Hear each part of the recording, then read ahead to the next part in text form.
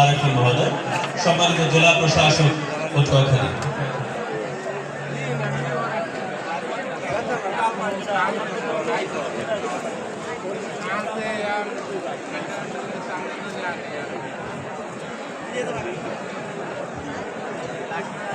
ধন্যবাদ।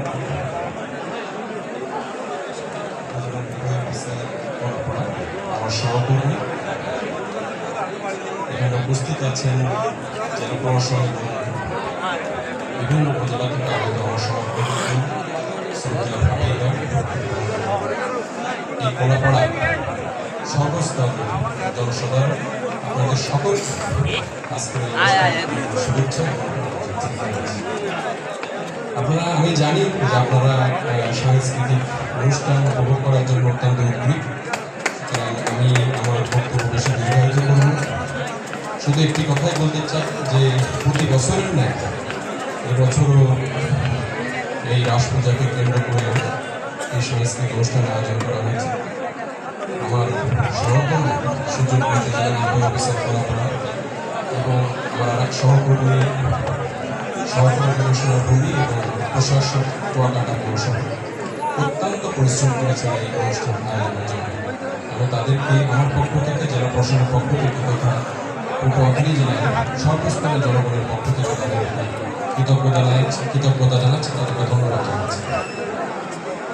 একটি কথা শুধু বলতে চাই যে আমরা বাংলাদেশের মানুষ হাজার বছর ধরে হিন্দু, মুসলমান, খ্রিস্টান, বৌদ্ধ সবাই একতাবদ্ধভাবে হাজার বছর ধরে বসবাস করে আসছে।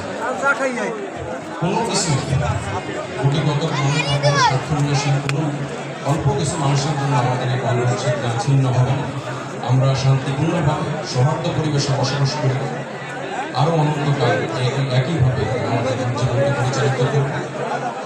সকল অনুষ্ঠান উৎসাহ উদ্দীপনার মাধ্যমে পালন করব এবং আমাদের যে অভিষ্ট লক্ষ্য, সেই অভিষ্ট লক্ষ্যে পৌঁছে যাব।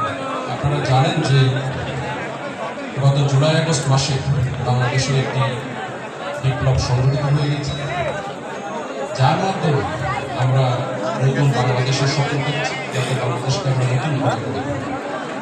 সেই স্বপ্নের যে জাগরণ, মানুষের যে প্রত্যাশা, সেই প্রত্যাশা অনুযায়ী আমরা আমাদের কর্মপন্থা পরিচালিত করব, আমাদের জীবনকে আমরা সামনে নিয়ে যাব।